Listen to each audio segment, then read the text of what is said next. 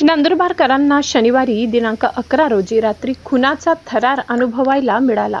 हातात धारदार शस्त्र घेऊन आलेल्या 5 जणांनी हॉटेल मंदाकिनी या बिअर बारमध्ये घुसून येथील व्यवस्थापकाची हत्या केली. या खुनाचा संदर्भ काही महिन्यांपूर्वी झालेल्या जयंत दळवी हत्या प्रकरणाशी असल्याचे फिर्यादीत म्हटले.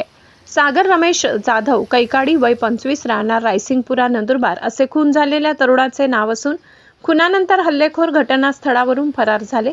पोलिसांनी दिलेल्या माहितीनुसार सागर जाधव हा नंदुरबार शहरातील तडोदा रोडवरील हॉटेल मंदाकिनीमध्ये व्यवस्थापक म्हणून काम करीत होता. शनिवारी रात्री 9 ते 9:30च्या सुमारास सागर नेहमीप्रमाणे हॉटेलच्या काउंटरवर नियमित कामकाज पाहत होता. त्याचवेळी धारदार शस्त्रे हाती घेतलेल्या 5 जणांच्या टोळीने हॉटेलवर प्रवेश केला आणि कुणाला काही करण्याच्या आतच त्यांनी सागरवर हल्लाबोल केला. यातील काही घाव वर्मी बसल्याने सागर रक्तबंबाळ झाला. अत्यंत गंभीर जखमी असूनही सागर त्याच अवस्थेत हॉटेलच्या बाहेर पडून सैरावैरा जाऊ लागला. त्याचवेळी त्याचा मित्र कुणाल मराठे याने त्याला पाहून तातडीने जिल्हा रुग्णालयात उपचारासाठी दाखल केले. तेथे उपचार सुरू असताना रात्री 2 वाजेच्या सुमारास सागरचा मृत्यू झाला. नंतर कुणाल मराठे याने हल्लेखोराविरोधात नंदुरबार उपनगर पोलीस ठाण्यात फिर्याद नोंदविली. मंदाकिनी हॉटेलचे मालक हे जय वडवी यांच्या खुनाच्या गुन्हा कारागृहात आहेत. असे असताना तू हॉटेल कसे चालू ठेवले? हॉटेल चालू ठेवण्याचा तुझा संबंध काय?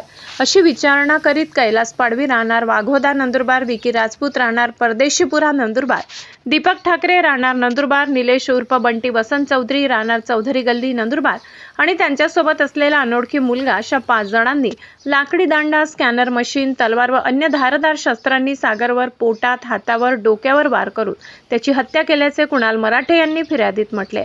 पोलीस अधीक्षक घटनास्थळी घटनेची माहिती मिळताच नंदुरबार उपनगर पोलीस ठाण्याचे अधिकारी व कर्मचारी यांनी घटनास्थळी धाव घेतली. पाठोपाठ पोलीस अधीक्षक श्रवण दत्त यस यांच्यासह इतर वरिष्ठ अधिकाऱ्यांनीही हॉटेल मंदाकिनी येथे जाऊन घटनास्थळाची पाहणी केली. दरम्यान सध्या 5ही आरोपी फरार झाले असून पोलीस अधीक्षकांनी सर्व वरिष्ठ अधिकाऱ्यांना या खुनाचा तपास जलद गतीने करण्याचे निर्देश दिलेत. सध्या या घटनेचा अधिक तपास संदीप पाटील करीत आहेत.